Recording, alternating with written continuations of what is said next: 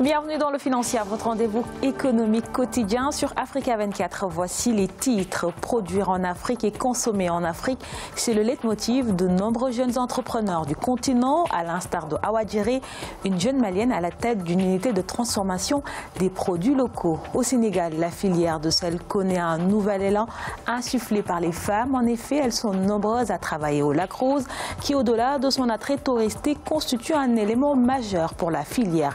Et puis, nous terminerons par un point sur les marchés boursiers africains.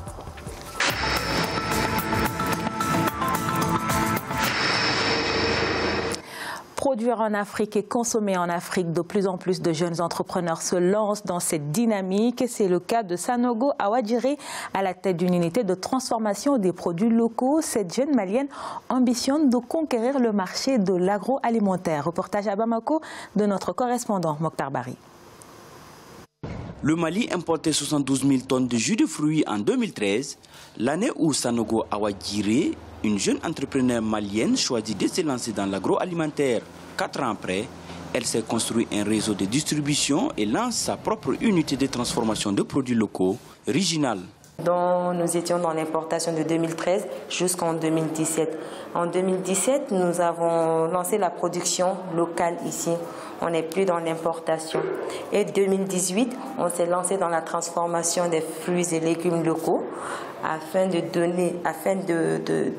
donner une valeur ajoutée sur nos produits locaux. Aujourd'hui, elle emploie 22 personnes en temps plein avec un chiffre d'affaires estimé à 2 769 millions de francs CFA. Déjà présente dans les 8 régions du Mali, Riginal ambitionne de conquérir la sous-région, à commencer par la Guinée. Je pense que pour des produits fabriqués au Mali, ça mérite que ces produits soient consommés par tous nos consommateurs maliens. J'encourage tous les nouveaux investisseurs au Mali et qui veulent investir au Mali. C'est l'occasion qu'on puisse commencer nous-mêmes à fabriquer tous nos produits. À 31 ans, Awa Djiré veut faire partie des jeunes qui font bouger le Mali. À l'instar de Awa, ils sont de plus en plus nombreux ces jeunes entrepreneurs qui font la fierté du Mali. Il faut noter que Riginal a une capacité de production de 1000 litres de jus l'heure, revendus dans les rayons et alimentation de la capitale. 9,6 millions de rondes, c'est le montant dont va bénéficier la firme sud-africaine Investure. Ce financement mobilisé par 4DI Capital permettra à la firme d'étendre ses services de protection des investisseurs en bourse et aussi de s'infiltrer dans de nouveaux marchés. L'entreprise a développé une offre unique, actuelle et pertinente sur le marché selon les dirigeants de 4DI, qui est une société de capital risque qui cible des entreprises technologiques à forte croissance. Ce vendredi 8 mars marque la journée internationale des droits de la femme. Un peu de sel pour donner du goût à la vie des femmes. Derrière le volet touristique, le business du sel est le secteur d'activité majeur du Lac Rose, situé au nord de Dakar, la capitale sénégalaise, est exploité depuis les années 1970, notamment par les femmes. Le lac est le plus grand site d'extraction de sel en Afrique de l'Ouest. Reportage de notre correspondant Ella Djingaï. Pour chaque bassine de sel déversée, elles sont payées à 25 francs CFA.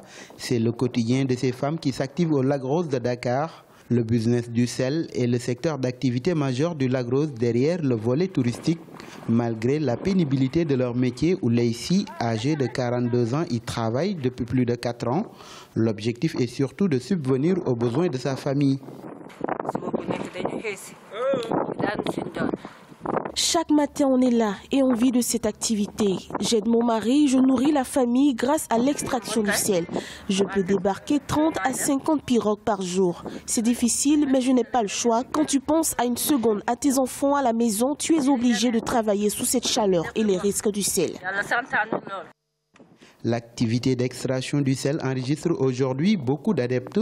Ils sont estimés à plus de 2000 individus, sillonnant quotidiennement les fonds du lac à la recherche du sel. Les femmes se sont faites une place pour ce métier qui est jusque-là réservé aux hommes. Quant à Fatoukan, son travail consiste à acheter au bord du lac et à les revendre au niveau des quartiers. Ça fait 6 ans que je fais ce commerce. C'est mon seul revenu et j'assure la scolarité des enfants. J'ai 3 enfants et je paie pour chacun 6 000 francs à l'école. Si ce n'était pas ce travail, je ne parviendrais pas à gérer ma famille. Même mon mari, je l'aide grâce au petit commerce de sel. Situé au nord de Dakar et exploité depuis les années 1970, le lac Rose est le plus grand site d'extraction de sel en Afrique de l'Ouest. 60 000 tonnes en sortent chaque année, consommées au Sénégal ou exportées dans d'autres pays. Le gouvernement ivoirien donne son aval pour l'ajout de 640 MW à la puissance électrique nationale. Azito Énergie SA a signé un avenant à la Convention pour le développement de la centrale. La filiale de Globalec pourra désormais procéder à l'augmentation de 250 MW. Elle, qui produisait jusque-là 430 MW d'électricité, verra sa puissance passer à 680 MW à la fin des travaux.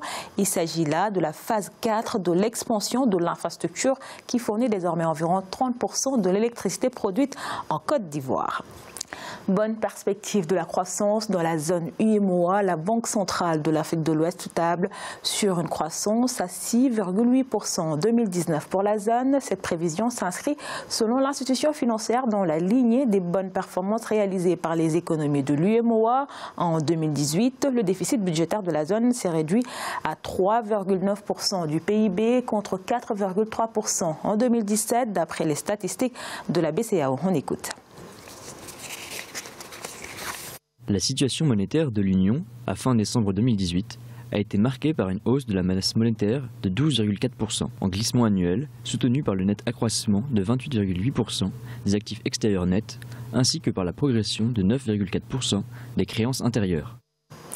Il est à présent l'heure de faire le point sur le marché boursier africain. En Afrique australe et dans l'océan Indien, à la mi-journée, l'indice de Maurice augmentait de 0,04%. La bourse de Johannesburg perdait 0,38%. La bourse de Nairobi augmentait de 0,22%.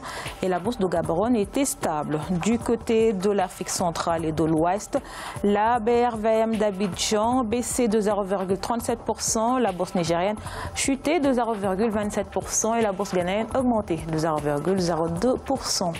En Afrique du Nord, enfin, l'indice marocain perdait 0,22%. La bourse égyptienne gagnait 1,78% et la bourse tunisienne augmentait également de 0,25%. C'est la fin de cette édition du Financial. Merci de nous avoir suivis. On se retrouve bientôt pour un nouveau rendez-vous de l'économie sur Africa 24.